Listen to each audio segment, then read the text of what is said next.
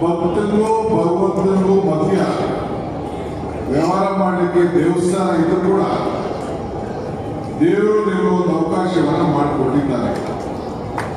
So ಅದಕ್ಕೆ ನೀವೆಲ್ಲ ನಮ್ಮ ದೇವಸ್ಥಾನದಲ್ಲಿರೋ ಪೂಜಾರಿಗಳ ತರ ಹೆಂಗೆ ದೇವ್ರನ್ನ ಒಳಕ್ಕೆ ಬರ್ತಾರೋ ಕಷ್ಟ ಸುಖನ ಹಂಗೆ ಸಾಮಾನ್ಯ ಜನ ನಮ್ಮಂಥವರೆಲ್ಲ ನಿಮ್ಮತ್ರ ಬಂದು ಕೈ ಮುಗಿದು ನಮ್ಮ ರಕ್ಷಣೆ ಮಾಡಲಿಕ್ಕೆ ನಮ್ಮ ಕಷ್ಟ ಸುಖ ನಿಭಾಯಿಸಿ ಅಂತ ಕೇಳಲಿಕ್ಕೆ ಬರ್ತಾರೆ. ಅದು ನಿಮ್ಮೆಲ್ಲರೂ ಕೂಡ ಮೊದಲು ತಲೆಯಲ್ಲಿ ಇರಲಿ ಅಂತ ಹೇಳಿ ನೀವೆಲ್ಲರೂ ಕೂಡ ನೆನಪು ಮಾಡಲಿಕ್ಕೆ ನಾನು ಪ್ರಯತ್ನ ಮಾಡ್ತೀನಿ. ಮಗುವಿಗೆ ತಾಯಿ ಮೇಲೆ ನಂಬಿಕೆ, ಮರಕ್ಕೆ ತನ್ನ ಬೇರ ಮೇಲೆ ನಂಬಿಕೆ. ಆ ಬೇರು ಗಿಟ್ಟಿದ್ದಂತಾನೆ ಮಾಡಿದ್ರು ಸಾಧ್ಯ.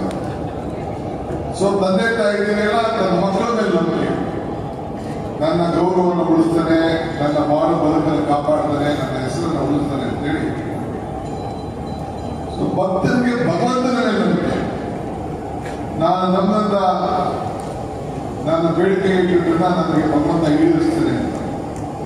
ಹಾಗೆ ನನಗೆ ಡಿ.ಕೆ. ಶಿವಕುಮಾರ್ಗೆ ನಿಮ್ಮೆಲ್ಲರ ಸರ್ಕಾರ ನೌಕರ ಮೇಲೆ ಈ ರಾಜ್ಯ ಅಭಿವೃದ್ಧಿ ಆಗ್ತದೆ. ನಾನು ಆಗ ಅವ್ರ ಮಾತು ಹೇಳ್ತೇನೆ, ಸಮಗ್ರ ಅವ್ರ ಮಾತು ಹೇಳ್ತೇನೆ. ನಿಮ್ಮೆಗೆ ಹುಳಿಯಿಲ್ಲ, ದುಂಬಿಗೆ ಕರಿಯಿಲ್ಲ, ಶಂಭುಗಿನ ಅಧಿಕ ದೇವರಿಲ್ಲ. ಅಂದ್ರೆ ನಿಮ್ಮಿಡಿದೆಯಲ್ಲ ಬರ್ತಕ್ಷ ಎಲ್ಲಾ ಹುಳಿಗಳಿಗಿಂತ ಶ್ರೇಷ್ಠವಾದಂತಹ ಹುಳಿ ನಿಂಬೆ ಹುಳಿ ಇರುತ್ತೆ.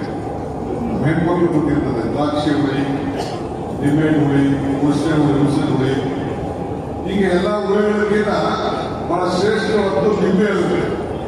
ಮಾವಿನಕಾಯಿ ಉಳಿತದೆ. ಎಲ್ಲದಕ್ಕೂ ವಿಶೇಷವಾದದ್ದು ನಿಂಬೆ ಹುಳಿ. ದುಂಬಿಗೆ ಕರಿನ ಕಪ್ಪು, ಈ ಮೈಕಲ್ಲಿದೆ, ಕೂದಲಿದೆ, ಬಟ್ಟಲಿದೆ. ನಮ್ಮ ಹಳ್ಳಿಯಲ್ಲಿ ಗ್ಲಾಸ್ ಇರ್ತದೆ ದುಂಬಿ, ಕರಿ ದುಂಬಿ. ಅದು ಬಹಳ ಶ್ರೇಷ್ಠವಾದ ದುಂಬಿ, ಕಪ್ಪು ಆ ದುಂಬಿ ಕರೀತದೆ. ಶಂಭುಗಿನ ಅಧಿಕ ದೇವರೆಲ್ಲ ನಾವೆಲ್ಲ ಹಿಂದೂ ಧರ್ಮದಲ್ಲಿ ಶಂಭು ಅಂದ್ರೆ ಶಿವ, ಪರಮೇಶ್ವರ. ಎಲ್ಲಾ ದೇವರು ದೊಡ್ಡ ದೇವರು ಪರಮೇಶ್ವರ ಅಂತ ನಾವು ಕರಿತೇವೆ. ಅದಾದ್ಮೇಲೆ ಏನಿದೆ, ನಿಂಬೆಗೆ ಉಳಿಯಿಲ್ಲ, ದುಂಬಿಗೆ ಕರಿಯಿಲ್ಲ, ಶಂಭುಗಿನ ಅಧಿಕ ದೇವರಿಲ್ಲ, ನಂಬಿಕೆಗಿಂತ ದೊಡ್ಡ ಗುಣ ಇಲ್ಲ ಅಂತ ಹೇಳ್ತಾರೆ. ಅಂದ್ರೆ ಎಲ್ಲಾ ಗುಣಗಳಿಂದ ದೊಡ್ಡ ಗುಣ ಯಾವ್ದಪ್ಪ ಅಂದ್ರೆ ನಂಬಿಕೆ ಇರುತ್ತೆ. ಹಾಗೆ ನೀವೆಲ್ಲರ ಪರವಾಗಿ, ಈ ರಾಜ್ಯದಲ್ಲಿರುವಂತಹ ಎಲ್ಲ ಸರ್ಕಾರ ನೌಕರ ಪರವಾಗಿ ನಿಮ್ಮ ಅಧ್ಯಕ್ಷರು ಸಲಾಕ್ಷಿಗಳು ಹೇಳಿದ್ರು, ನಿಮ್ಮ ಜೊತೆ ಯಾವಾಗಲೂ ನಾವು ಇರ್ತೇವೆ ಅಂತ ಹೇಳ್ತಿದ್ದಾರೆ. ಆ ನಂಬಿಕೆ ಉಳಿಸ್ಕೊಳ್ತೀರಿ ಅಂತ ನಾನು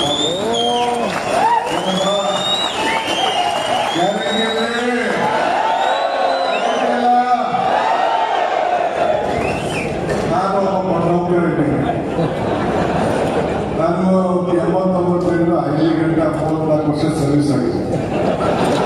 ನಾನು ಸರ್ಕಾರದಿಂದ ಸಂಬಳ ತಗೊಂಡಿದ್ದೀನಿ.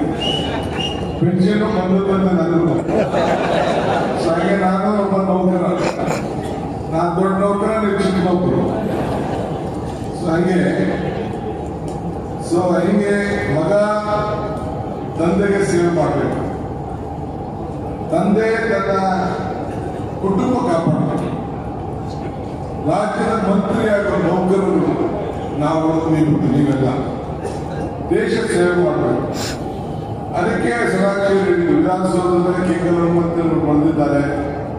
ಸರ್ಕಾರದ ಕೆಲಸ ದೇವ್ರ ಕೆಲಸ ಅಂತ. ಇವತ್ತು ನಾವೆಲ್ಲ ಗಾಳಿ ಬೀಸ್ತಾ ಇರ್ತದೆ, ಯಾರ ಕೈಲೂ ಅದನ್ನು ತಡೆಯಲಿಕ್ಕೆ ಸಾಧ್ಯ ಇಲ್ಲ. ಆದ್ರೆ ಗಾಳಿನ ಬೀಸೋದನ್ನ ತಂದ್ಕೊಂಡು ನೋಡ್ಕೊಂಡು ಅದ್ರ ಮೇಲೆ ದೋಣಿ ಅವನು ಸಮುದ್ರದಲ್ಲಾಗಲಿ ಒಳ್ಳೆದಾಗಲಿ ಹೊಡಿತಾ ಇರ್ತಾನೆ. ಹಂಗೆ ಈಗ ವಿದ್ಯುತ್ ಶಕ್ತಿ ಕೂಡ ಈ ಗಾಳಿಯಲ್ಲೇ ನಾವು ಉತ್ಪಾದನೆ ಕೂಡ ಮಾಡ್ತೇವೆ, ಕರೆಂಟ್ ವಿದ್ಯುತ್ ಮಾಡ್ತೇವೆ. ಅದೇ ರೀತಿ ಸರ್ಕಾರಿ ನೌಕರು ನಿಮಗೆ ಸಿಕ್ಕಿರುವಂತ ಅವಕಾಶ. ನಾನು ಅನೇಕ ಸಂದರ್ಭದಲ್ಲಿ ಭಾಷಣ ಮಾಡಿ ಹೇಳ್ತೇನೆ, ದೇವರು ಬಲನೂ ಕೊಡುವುದಿಲ್ಲ, ಶಾಪನೂ ಕೊಡುವುದಿಲ್ಲ, ಅವಕಾಶ ಮಾತ್ರ ಕೊಡ್ತಾನೆ. ಆ ಅವಕಾಶನ ಸರಿಯಾದ ರೀತಿಯಲ್ಲಿ ಉಪಯೋಗಿಸ್ಕೊಳ್ತೇವೆ. ಏನಕ್ಕೆ ಮಕ್ಕಳಿಗೆ ಜನ ಹೋಗ್ತಾರೆ, ಎಲ್ಲ ಕಾನೂನು ಚೌಕಟ್ಟಿನಲ್ಲಿ ಕರೆಕ್ಟ್ ಆಗಿದ್ದರೆ ಕೆಲವರು ನಡೆಸ್ತಾರೆ. ನಿನ್ನ ತಲೆಯಲ್ಲೂ ಇರಬೇಕು.